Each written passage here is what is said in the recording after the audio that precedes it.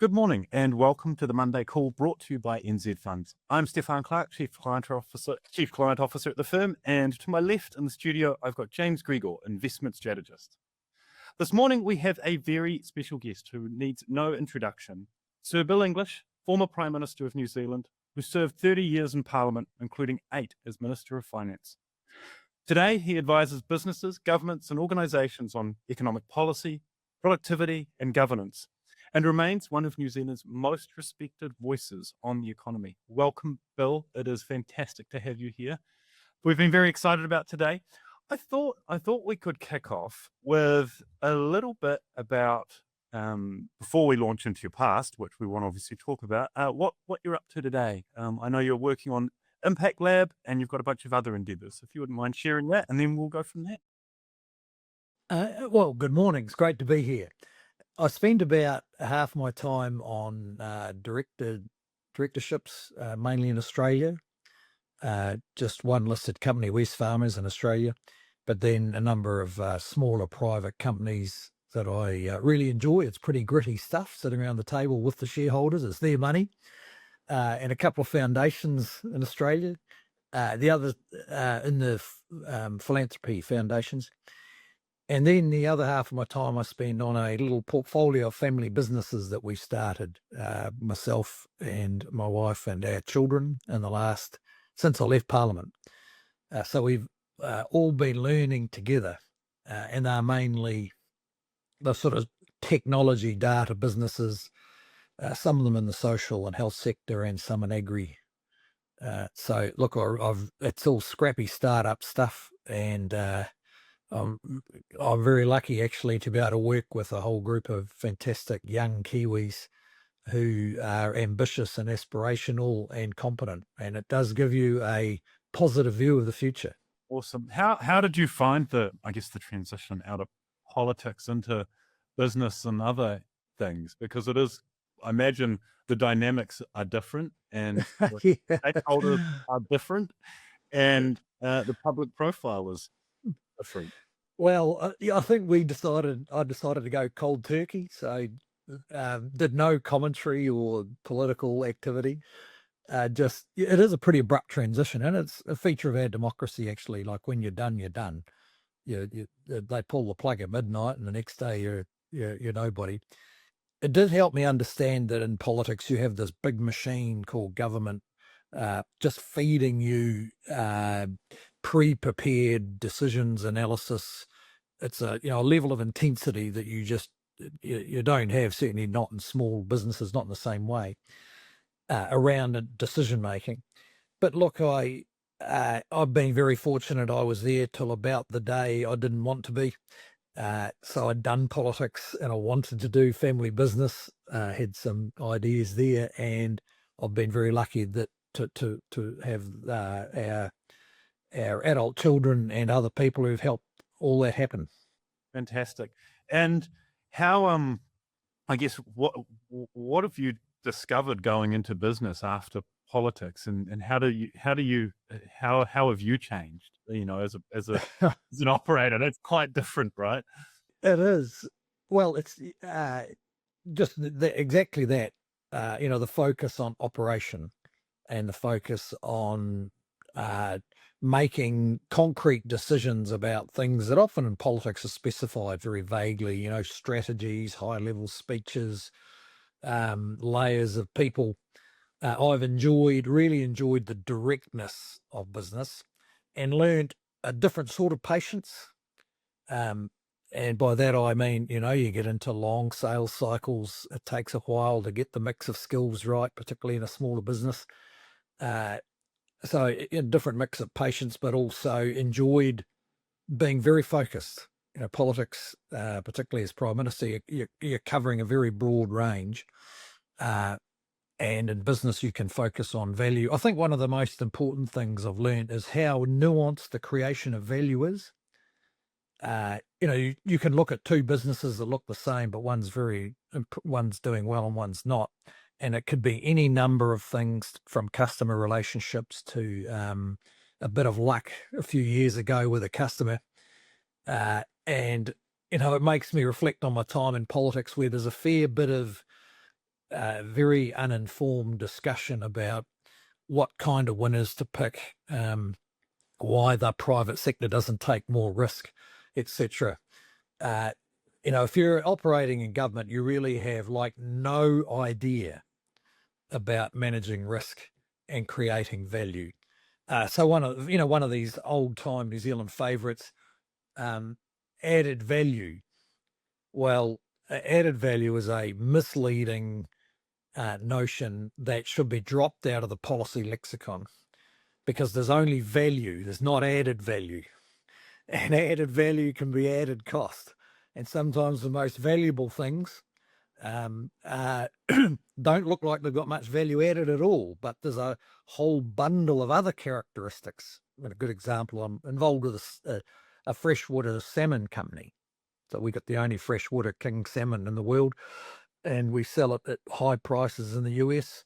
And when you look at it, it just looks like a fish fillet, right? But I can tell you from 10 years in that, 8 years in that business, the sophistication of what goes around getting that into a food store in upstate New York is that doesn't fit the added value slogan, but it, like any number of other businesses, there's just a mixture of team, history, supply chain knowledge, market understandings that make it possible to sell salmon or milk powder or meat or technology successfully around the world. So Bill, I'm going to take this off a tangent already, because I wanted to ask you about this.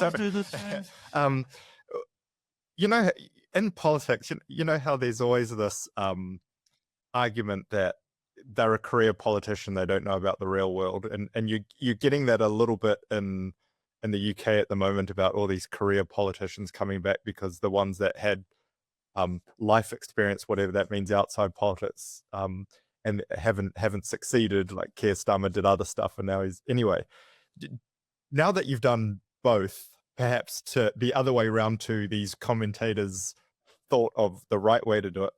Do you think if you went back into politics, I'm not asking you if you're going to, but say if you did, let's pretend, do you think your time in business would make you a better politician, or do you think they're just totally different? Oh, I know, it would make you a better politician. Look, I was in business in farming, actually, in a small way, well, as a living, before I went into politics, where, learned some hard lessons from making bad decisions and having to deal with risks you didn't see coming. So I'd say, in that sense, I'm not quite the right barometer of it.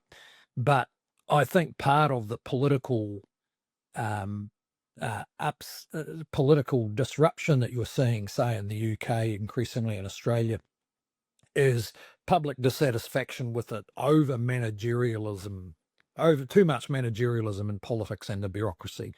That is a group of people who believe themselves to be experts, who have lost significant contact with the concerns of everyday people, and actually are running institutions that aren't responsive. And if I was going to have a positive thing about the New Zealand political system, ironically, MMP, which I was against when it came in, has proven to be more adaptive to those kind of pressures than, say, in the UK or Australia, where their first past post system is creating all sorts of disruption and difficulty to try and get a settled politics. New Zealand's had a lengthy period now of adjusting to shifts in public opinion that get expressed in fairly finely judged voting patterns. So, and we should be positive about that. We've proven to be not too bad at reconciling our political decision-making process with the shifting public opinion and shifting economic and cultural realities. Is that a way of saying that smaller parties than the two main ones have brought in, I guess, more perspectives, and therefore it sort of balances it out? Is that kind of what you mean? Yeah, and when you look at it, yes, that is part of it. And you also get, small parties can come and go, and we've had any number of them and since we got MMP. If you went and tallied up the list, you might be surprised. And I've had fluctuating fortunes.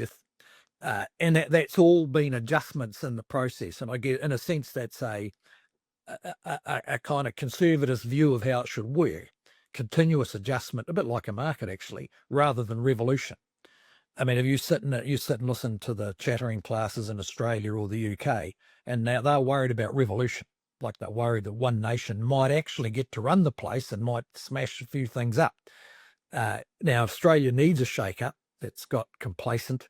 Its institutions have become a bit sclerotic. More so have some of our government institutions, some of ours have too. So it needs a shake-up. But in New Zealand, we get that process going. It's sort of ongoing, and over there, it's can be a bit of a shock to the system. And I think there's a lesson in there for economic policy as well. You know, like no economic policy hasn't been perfect anywhere, but I think you're going to see sort of better adjustments in New Zealand in this interface between politics and economics. I'm a firm believer in sound economic policy, and we're still a political economy, and you have to be able to accommodate the shifts in politics, and I think we're doing not a bad job of that. So I'm a bit less negative about all that than some of the New Zealand commentary. That your word market is definitely an interesting way to look at it, because it is a market and the currency is voting. And businesses, new parties come through, they try and sell their wares to the country, and the country decides whether it likes it or not. And some parties flourish and become successful and others don't, obviously. So it is a lot. Like, the parallel's very clear. Yeah, it is. I mean, if you think of it from a, say, investor's point of view, in Australia and Canada, you've been in the system where there's two fund managers and you're stuck with one or the other, and the other influences just haven't counted. Well, in New Zealand, we've had a couple of big fund managers, but we've had half a dozen others. And so there's a bit more of a portfolio approach, if you want to push that analogy too far. Now that you're in the economy in a different way, obviously looking down on it from politics and as Minister of Finance, and you get really big data sets or, information, and now you're in the gritty of it, or nitty gritty, as you said. Has it changed your view of the New Zealand economy? Yes and no. No, in this respect, the signals matter. The policy signals matter. If you're sitting there deciding whether to spend $100,000 on another piece of plant or a piece of, software for your own business, while you've got, you need a good understanding and a good sense of taking risk in the market with that investment on its own terms, you're also keeping in mind the general environment. Is the tax system getting easier or harder? Does it look like the policy is going to be supportive or not supportive?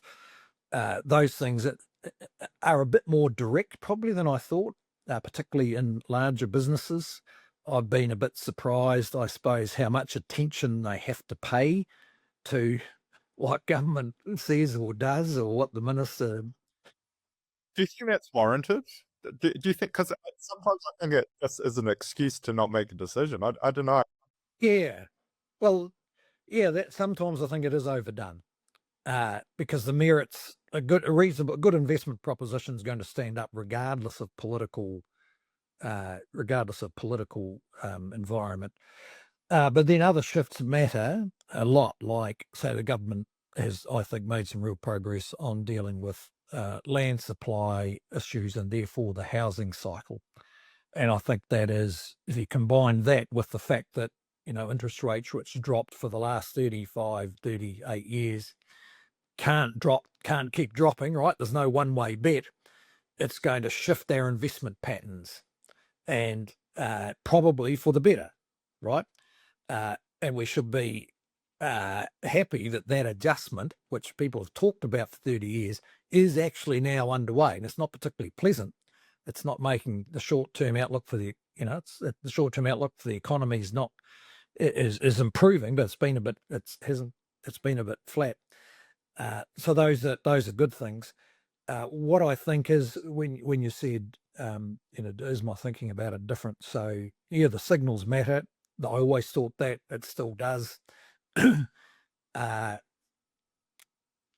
Other things that are a bit different is just, I think, just the risk that businesses take. You can't quite understand that until you're actually doing it.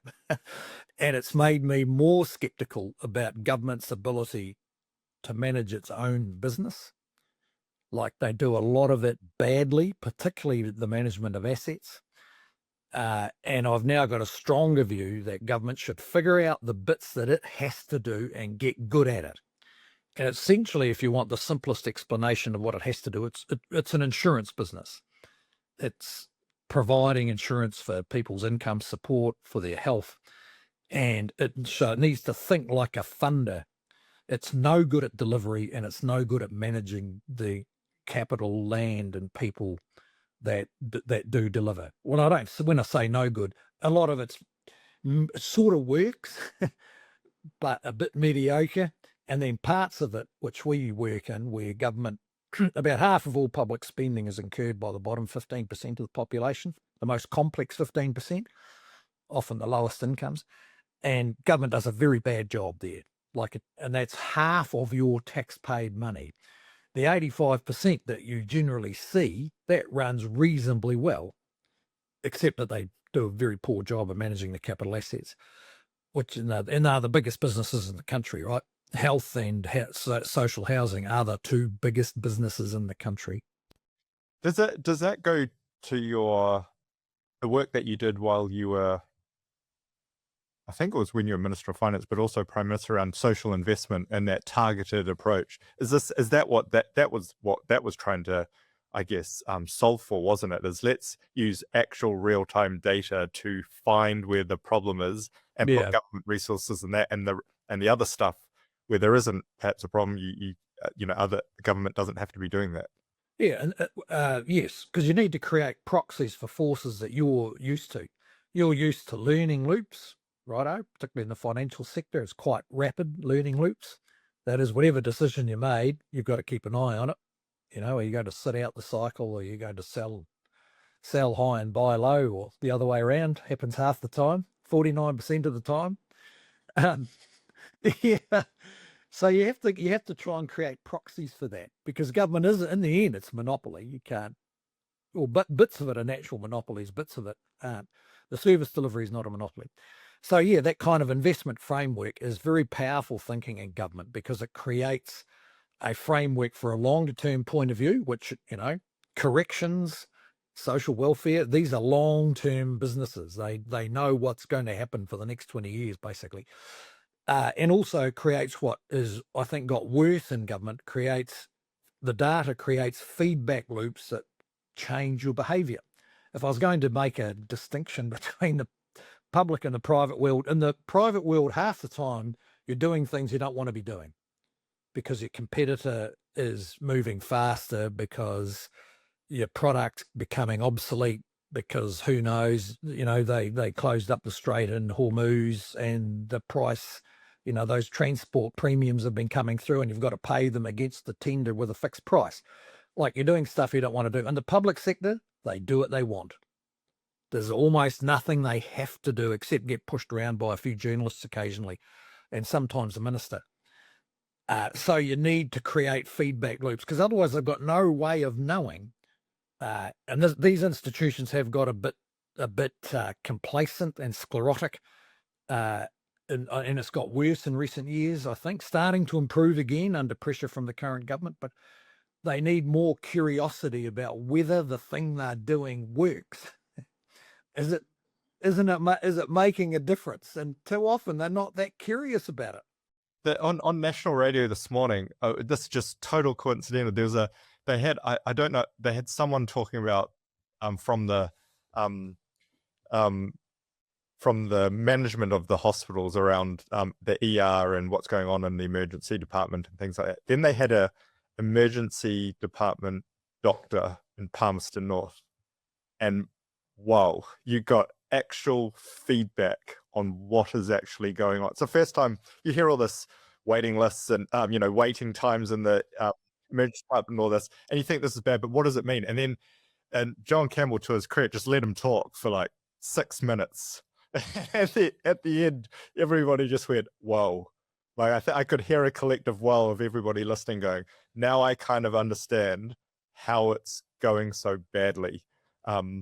and there's some good part. And isn't it great that such an accomplished doctor is working there? And you know, he's not sort of passing the buck to government. It is what it is. But you're right. That feedback loop must be listened to. Otherwise, you can't help it. Yeah, well, and you get a bit much. The other thing that's really clear, but a bit of a difference between the two, is accountability. So in the public policy debate, there's a lot of talk about the system.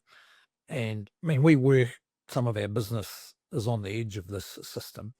Well, the system, if you keep using that term, it means no one's particularly accountable for what goes wrong.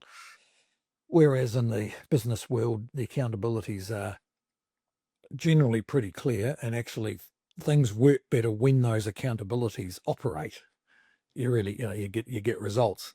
In the public policy world, the government's tried to has successfully, I think, reintroduced some sense of accountability.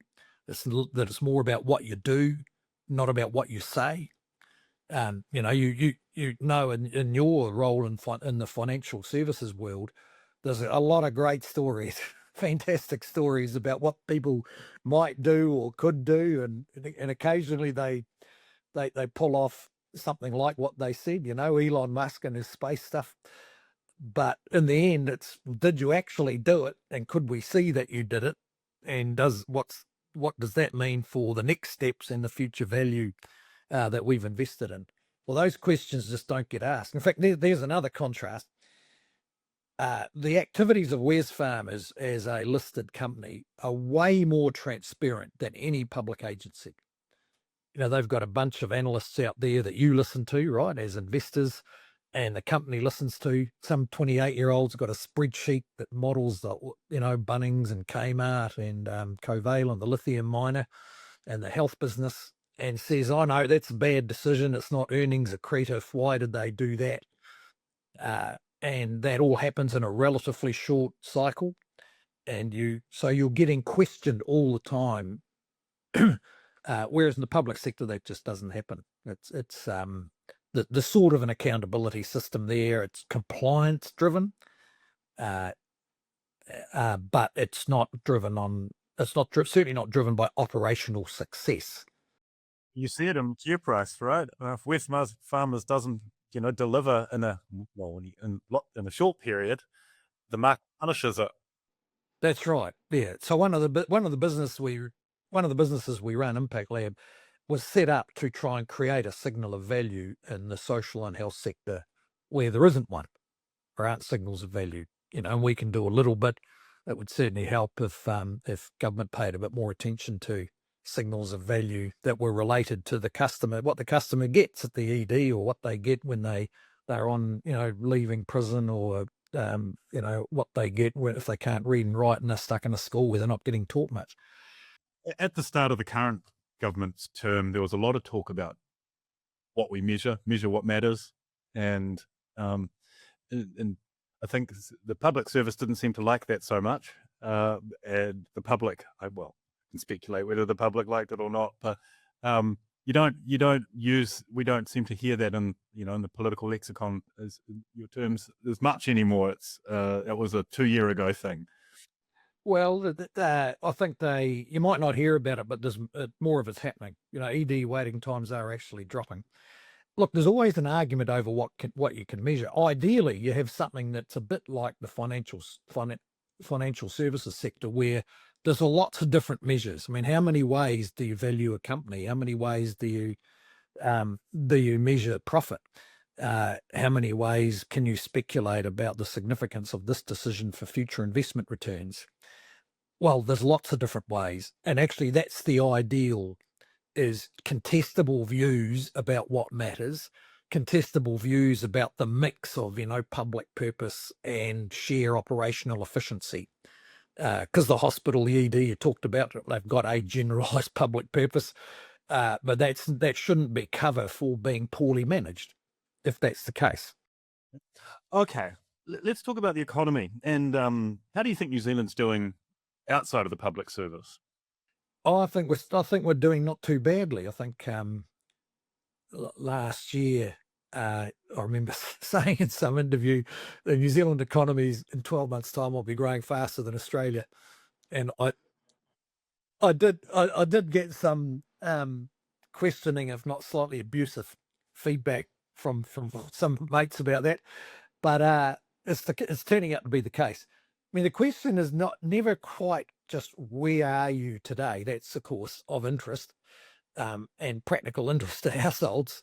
But with the policy question is always where are you headed to, and what are the things that are driving that? And I think that we're going through a reasonably a transition that I think is more broadly understood from this, as I said before, this one-way bet on housing, and we had relatively high migration. These are things that pushed growth along at different times in different parts of the cycle. Both of them are changing, and so you know, capital has to reallocate. And that's not an automatic process. It's not a process government should be making decisions about. But it does take a bit of patience and resilience. And I just think the right sort of things are happening. Now, whether you think that's fast enough is a legitimate argument. And I think that it comes down to that very basic function in the economy. Where are people directing investment? Where is it look likely you're going to get more employment, and where is it tailing off? Whatever the general strategies are, and we know there's a set of conditions that make that work better in the long run, and are being addressed in different ways. So we've talked about the housing market, our inefficiency of infrastructure construction matters. It's a big chunk of the economy, but it chews up a lot of resource if you do it poorly, and we've been doing it very poorly. It's starting to turn around. You're having the right arguments. It doesn't mean the politicians are always right, but if you're getting into the right arguments about it, on our human capital, we're seeing some action on just getting our younger people capable of participating in the workforce because they can read and write. We've tolerated too much failure there for too long. And in an aging population, the quality of your younger people matters more because they have to be more productive. There's no choice about that. So those things are generally headed in the right direction, but they could easily go off the rails. We could easily bend off into a sort of high spending, high taxing economy where people decide that they, a bit more of what we've had. A lot of risk aversion and a view that no one should lose money. That's always a track we could go down, and if we go down, it will end up a pretty sclerotic economy. But I'm optimistic that the majority, at least, of New Zealanders don't see their future down that path. Do you think? I mean, I like to think, at least, maybe people disagree, but I'm an optimist at heart, and I think what you're saying is I couldn't agree more. Do you think that we've got there? Is that market efficiency reallocating that capital and thinking around other ways to grow? Is that government policy? Because I think, in one hand, I think it's fascinating just from that successive governments have actually achieved the Auckland housing market to decrease by 30%. It hurts. I own a house in Auckland, trust me, but it's a wonderful achievement because you want wealth creation to be through productive assets. Or do you think it's the market? So is it a policy decisions, or do you think it's the market going, you know what? The reading of the tea leaves is that we need to reallocate capital because that's the best thing for us. Well, I don't know if anyone's or not many people are driven by the best thing for their country. They are on the best thing for their household and family. I think it's that adjustment. Very few people would articulate it that way. So I was saying to someone, a group the other day, everyone wants young people to be able to afford to buy affordable houses as long as that house isn't my house, because I don't want mine to be affordable. I want mine to be high priced. But it's a combination of this.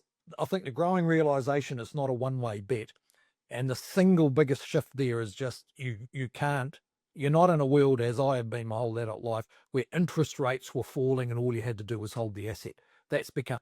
And then the policy decisions, for which the government deserves credit because it's of intergenerational importance, of really digging into the tricky issues around land supply and infrastructure. Now, it's not to say the solutions are perfect, but generally, this is a good thing about New Zealand. Across the parties, people know that that's important. They actually agree to a surprising extent on the types of solutions, even if they disagree about, the highway from Auckland to Whangarei. All right, there's going to be some debates. So that's why I'm optimistic. We've shown a capacity to get to grips with some of the basic issues. It's a bit the same with all these kind of culture issues that are having a big impact in Australia and the UK. We've been grappling with those for 30 years. I mean, our answer to that is, in the Indigenous realm, is billion-dollar iwi balance sheets that are growing all the time.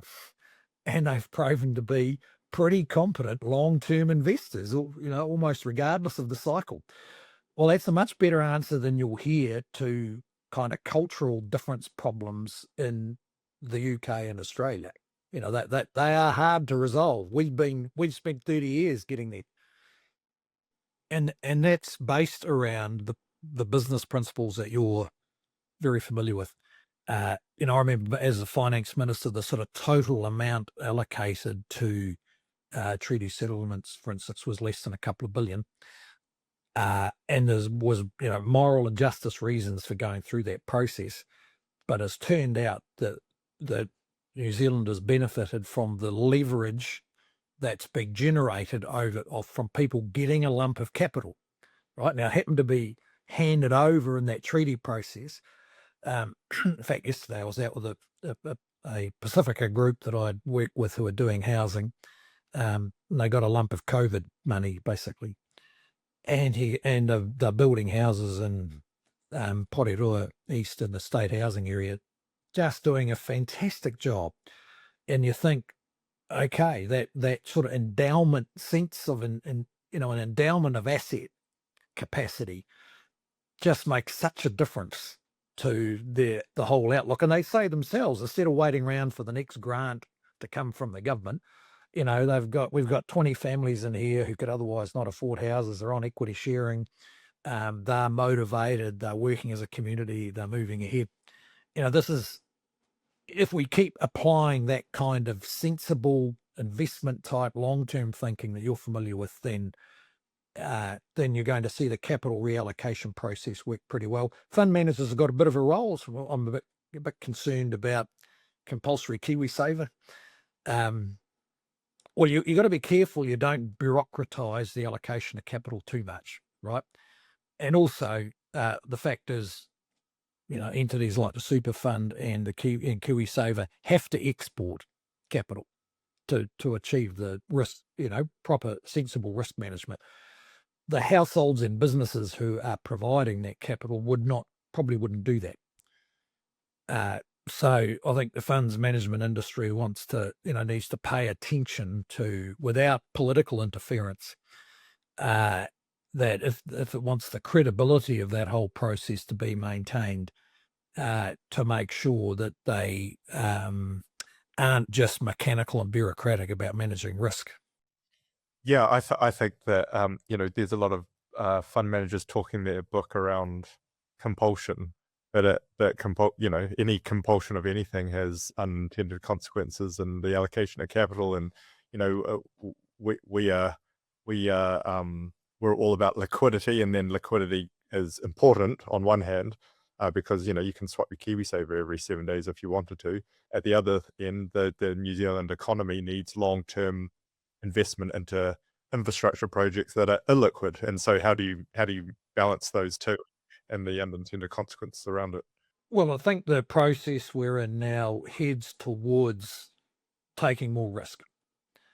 Whether it's the central bank, whether it's our banking regulation, which went too far the other way, should swing back. Things like credit, this bizarre piece of legislation that the previous government passed that said the lender is responsible for whether the borrower loses money.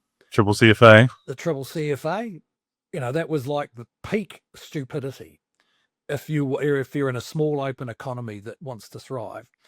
So, we're moving away from that, and the more momentum we can get there, the better. If you think of a barometer like NZX, like when's the last time something interesting happened on NZX? Okay, It's a long time ago, right? So we've regulated it to the point where, yes, there's a good supply of infrastructure type returns for 80% of the capitalization, and 20% it's kind of hit and miss, and sometimes people do well, and there's some great little companies in there. But the effect of it is that people are not queuing up to get on the NZX because not many listing people who might list have infrastructure type returns. Okay, so what's the point in going to a market where that's what it responds to? Now, fortunately, the capital markets have developed in reasonably sophisticated ways with private credit and so on that help us get round that. But it just tells you how our thinking has been. And so you think, right, you want dynamism ahead, then let's get it a bit more dynamic. And more dynamic actually means allowing more risk and allowing more people to lose some money, because that's a world where more people are going to get ahead and invest successfully with higher returns for higher risk. It's a mindset thing ultimately, isn't it? Kiwis are fundamentally conservative and have had multiple generations of house prices just going up. So they feel like, how could I possibly lose money? But if you look at the States, for example, they, the very risk accepting culture, they see it really differently. Well, yeah, we might not go, the raw energy of the US is admirable. I love the place. We just need to shift a bit from where we are. And I think we are shifting. This is my point. There's a bit much kind of aspirational talk around what we need to do and wouldn't it be great if productivity is higher? Well, that's all, those kind of panels at conferences that everyone kind of boringly agrees with each other. You occasionally think, well, someone would just get up and shout at them. I stop going. I keep away from them unless I'm speaking, of course, in which case the panel's brilliant.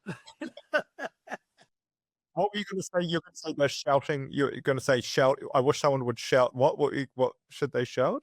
Oh, well, I don't know. Whatever it is, it would disrupt the calm complacency and excessive agreement. It is one thing I like about the Aussies. They're a bit more direct about their disagreement. We try and avoid it. They don't mind taking it head on. When I was overseas and I for 2 years came back, and my mantra was I'm going to tackle more and dance less, because the Aussies tackle and the Kiwis dance. And it's hard. It's been a year and a half I've been back. You do slip back into a little bit of dancing. Like, just say no if you don't want to do it. That's right. Yeah. Well, look, it's one thing I like about these young people in these scrappy startup world is you don't have that luxury really. And, and you see these, when young people, I mean, under 40, I suppose, responding well to it. They get what has to happen, partly because they're, the business is at risk or their job's at risk. And it's as if you ask, if the environment's a bit more demanding, they can rise to that. But if you're sitting there with a view that the government is going to cover all the losses and you don't need to worry about anything, and whatever you need, we'll find a way to tax someone to pay for it, that's underestimating what our younger people are capable of. It's one reason I don't like all this sort of negative talk about how there's an epidemic of mental health problems and they're all paralyzed by social media. Look, of course, that there's elements of truth in that, and we get to see it. We service a lot of charities, so we get to see the charities dealing with it. But if that amounts to, painting such a negative picture to them that they're scared of what might happen, that would be that's the wrong direction for the country. They need reassurance that if things go badly off the rails, there's a community or a government here to back them up. But they also need the people showing a bit of confidence in them. And I have to say, I'm operating in a world where I have to, because there's only a handful of them and we've got capital at risk. You've got to back them, even if you disagree with them, and they respond well. Yeah, because what's going to happen? You're going to take over running this tech company. You have to back them. You do. That's right. Exactly. and it's working out okay. And who knows, maybe, you're wrong or we're wrong, and they're actually, contrary to our initial thoughts, they've got the right path forward. Often they have better information. And that's yes, that is proven to be the case. And I've got these our shareholders include our 6 children who are getting worryingly interested and competent, and starting to realise that their their startup dad got a few things wrong. Hey, do you think New Zealand should focus on attracting more capital or talent, or should we just build it from abroad, or should we just build it internally? Oh, look, I think you need both. We're a small, relatively isolated community, and so both things are true. That is, we've got unrealised capability and talent that needs encouragement and a bit of space, and sometimes needs to go overseas, sometimes to come back. But we also need the injection of external experience and insight that we just don't have, because we're not in a vigorous competitive world like you are, say, in the States or Europe, where there's 5 countries within 2 hours drive, and of course in Australia, where there's different worlds there, but they're reasonably competitive. So I think you need both. And in the long run, you don't actually get some macro choice, particularly about capital. When the capital turns up or it doesn't, we can make it a bit easier, like the AIP scheme, which I'm sure has benefited a few dozen New Zealand businesses. It's encouraged people to invest here. That's a good thing. They've generally been providers of a type of capital that is a bit hard to find in a small market. So you just got to keep them in balance. That's all. So but the worst thing is to downplay your own capacity. Say, oh, well, our young people aren't up to it. The economy's not going anywhere. We're all a bit down in the mouth. That's downplaying what's possible. And it's actually not what most people are doing. That's sort of a bit of the kind of political world's discussion and a lot of talking heads.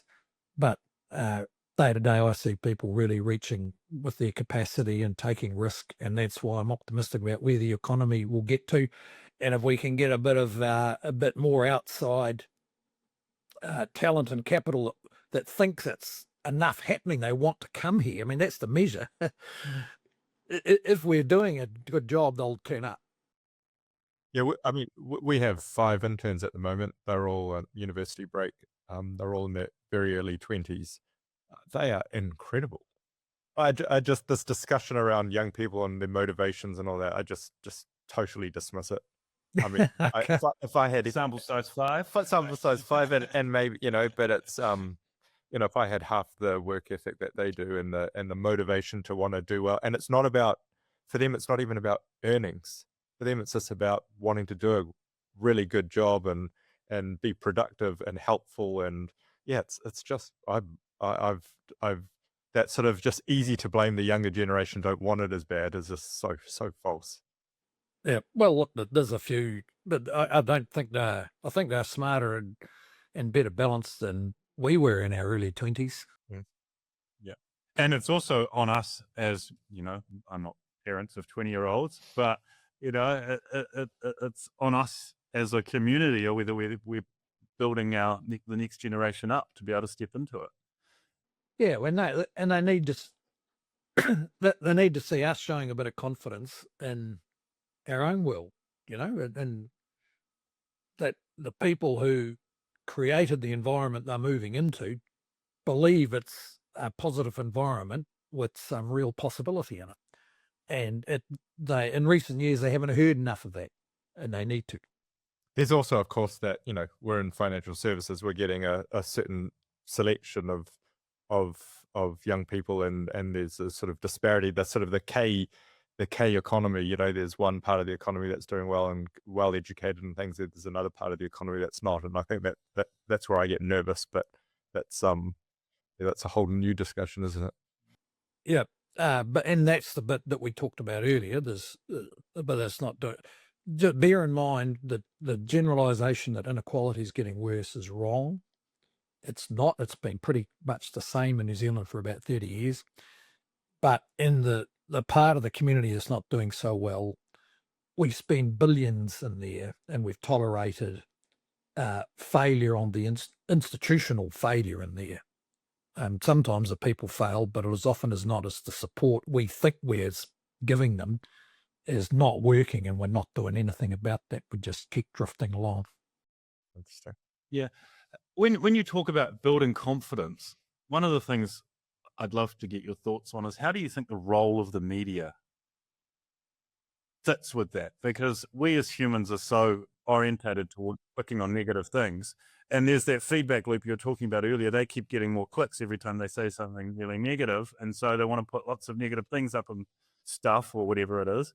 And yet it's a sort of the opposite of what we need as a community. We need to have a sense of possibility and optimism and forward looking. Now, it's not to say there aren't articles like that, some editorials from time to time, but if you look back from a helicopter view, I look at it and go,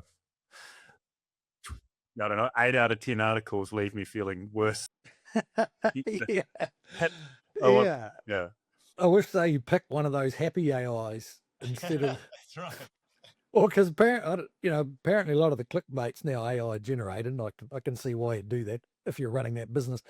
I think that's why there's relatively low trust in media and people moving to all sorts of other forms of getting information. I mean, who would have thought people would sit around listening to hour-long podcasts and 1,000-word articles on Substack? And quite a surprising range of New Zealanders are doing that, as well as, a few too many on the reels on TikTok. Look, you've got no particular control over the media. In the long run, they're driven by the economics. I can give you a good example, though, of progress. Wellington has, I spent a bit of time in Wellington, and they started, the local newspaper, now called The Post, started actually eventually dealing with issues that worried people, and in particular, people who are paying $12,000-$15,000 a year in rates, wanting to know what the hell's going on with the council. And the paper started reporting it in a professional journalistic manner. This is what happened. This is how the pipe blew out in the water, in the sewage processing. This is what happened with the expenditure. And the newspaper is selling and it's making some money. And so there's I think they go through cycles. There's the clickbait stuff that's part of the market. It's a bit like online shopping, it's part of the market. And then there's still 90% of customers go to the store, even though 10 years ago we said they'd disappear.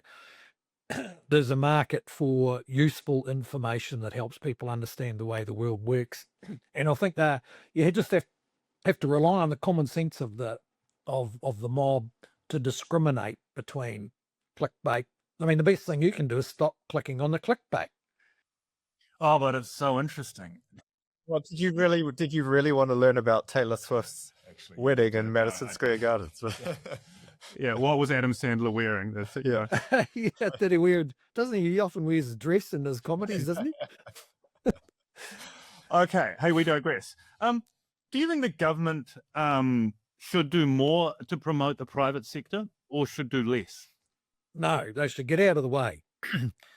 Just does not make any sense for bureaucrats to be promoting the business of risk and investment and selling. They just can't. You can't expect them to know what that is. There's some bits they can do, like help companies go offshore, which they do a bit of. But no, you don't promote the private sector. You just get out of the way. And get. We all know that markets work when there's a kind of bedrock of sound regulation. Well, get good at that. Get good at doing your job properly. The Ministry for Regulation currently drew a map of all the things that can happen. There's 7 acts that control dogs and 5 agencies. We'll sort that stuff out, right? You don't want people running panel beater shops and builders things and exporting fish to have to worry about that. So this is what I'm not against government. I just want it to be good at what it has to do. All the levers they can control, not pull the levers they can and get out of the way of the other stuff, right? And you're seeing, I think, a general realization that it got overstretched and we're kind of pulling back. It's got a bit too managerialist, where it's all about process and not about outcomes. Well, that has to change. So we're having a bit of a grind away at getting outcomes in there. That's what I'd do. If I ever got elected to Parliament, that's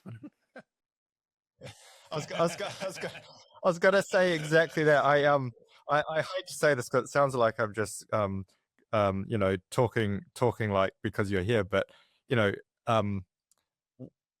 wouldn't it be wonderful if you were running on that sort of model now, which goes to the current, and we're in election year. Can you you've obviously come from one of the parties, and so I think I could probably guess your sort of overall views, but how do you see how do you read the tea leaves a bit for us, because people love hearing former prime ministers reading the tea leaves. But also, what do you think is going to decide the election this year? Well, the elections suffers. The election's going to suffer, as what the last one did, actually, from the overhang of two of the most popular leaders we've ever had, right? And Key and Ardern. And actually before that, Alan Clark was, pretty popular for quite a long time until she wasn't. And so people can't just run on who they like the most or who they dislike the most. So I think you're just going to see the personality element will be less, and the focus on basics will be pretty strong. That is, whatever I think about individuals or parties or what they used to do or whatever, do they sound like they're going to help me achieve what I need to achieve and what I want my community to achieve in my country? And that won't be, it'll be, the commentators won't like it because it won't be kind of sexy and glamorous, but the voters will be thoughtful as ever. And I don't think and in the MMP, there's always an element of strategic voting, people thinking if I vote this way, I'll get the right mix. And the media will work pretty hard on trying to make that sound interesting. But in the end, it won't be that interesting. And so that's why I thought one. Telling you a lie, it'll be fantastic. No, it won't. Well, it's not. It's going to be hard for them to sort of spice the whole thing up, right? But you'll get, the pratfalls and the zingers that people wish they hadn't said, and that's one reason. And for all those reasons, I think the incumbent government's probably going to win. The alternative just hasn't become persuasive yet. There's not obviously a sort of gap, a need that it's going to meet that everyone's articulating. And I think there's a kind of gritty realism in the broader community. And actually, as time goes on, the realization that some of this stuff's working. We are growing faster than Australia, and over the next 2 or 3 years, that's likely to be the case. They're going to have higher interest rates and lower growth, and that's the recipe for slowdown. And we're going to have lower interest rates and higher growth, and that starts looking like things will be happening here. And you're seeing that already in the migration figures. I see there's the same number of people leaving. I think it's young people, about 40,000, but a lot more coming back. In the last 6 months or so, it's gone from returning net zero. It's gone from zero to about 12,000 coming back. So a quarter of them are coming back. So the net is actually dropping reasonably quickly now. And this is on my mind a bit. I've got a son looking for a job in Melbourne, and it's not that easy, really. I heard that auction rooms in Australia are now only 50% of properties are clearing. Yeah. Which is, it's quite telling that it's had such a heated property market for so long. Yeah. And what you'll see there is a bit of what you've seen here through 2 or 3, a couple of pretty tough years. Businesses just have to get a lot better at operating. Like, they can't just rely on sticking their prices up or coasting along on some growth wave. And I think that's something positive that's been going on in the background. and that is businesses really sorting out what they're good at, where their strengths are, what tech they should have or shouldn't have, getting closer to customers. All of that, all of that is a result of pressure. And as they get better at it and the economy picks up, they're going to be in good shape. Yeah, that operating leverage created, or the companies that are doing that will be great once the economy rebounds. Yeah, and the ones that don't get it right won't make it. Yeah, that's how it works. Yep. Okay. Last question from me, and James, I'm sure you'll have one, but what would you advise? I mean, you've got decades of experience at different institutions across New Zealand. What advice would you give for new leaders who are trying to come through into those and be successful? Often, you'll find a 45-year-old, 35-year-old, whatever it happens to be, who finds themselves in a position of influence and they're wanting to make an impact and they're looking to role models. What would you say? What advice? I think in the world we're in, curiosity.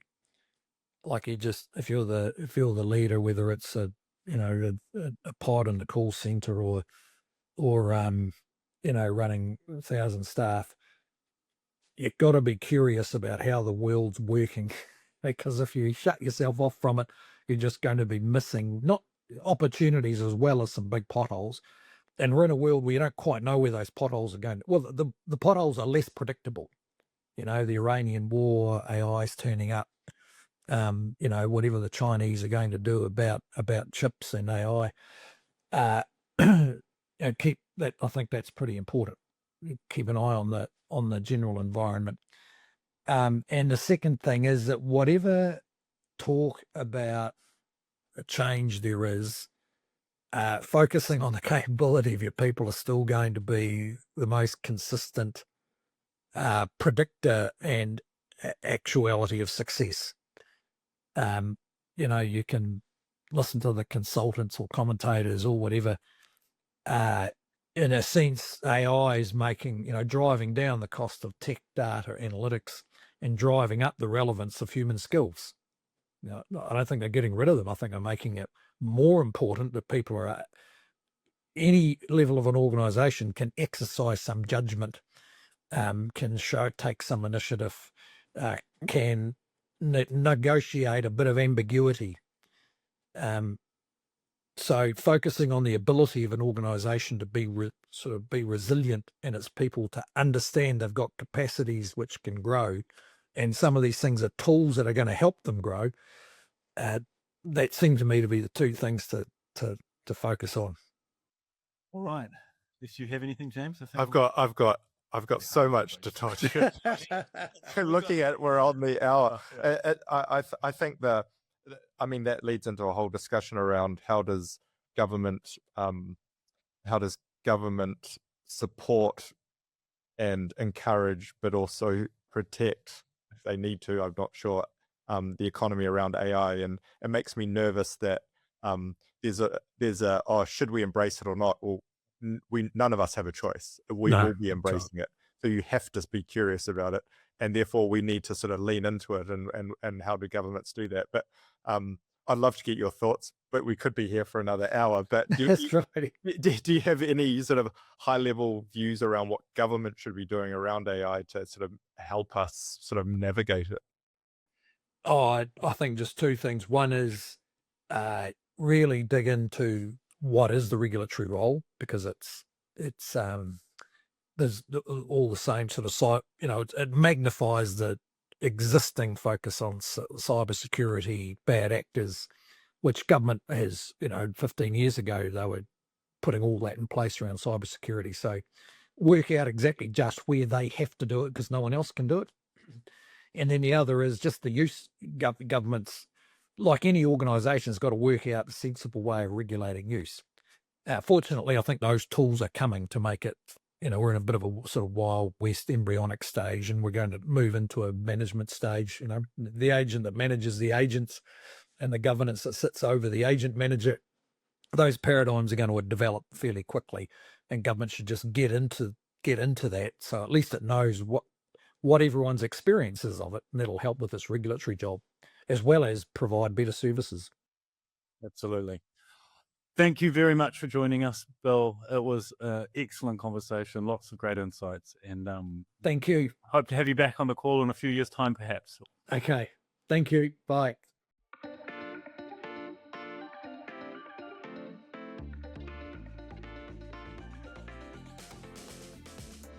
New Zealand Funds Management Limited is the issuer of the NZ Funds Active Income Series, NZ Funds Active Inflation Series and NZ Funds Active Growth Series, together the NZ Funds Active Series, as well as the NZ Funds KiwiSaver Scheme, the NZ Funds Managed Superannuation Service, NZ Funds Wealth Builder and NZ Funds Income Generator. For further information or to request a copy of the product disclosure statement for each of these, please contact NZ Funds or visit nzfunds.co.nz. This recording is provided for information purposes only. The information provided is not intended as a substitute for specific professional advice on investments, financial planning, or any other matter. Past performance is not an indication of future returns.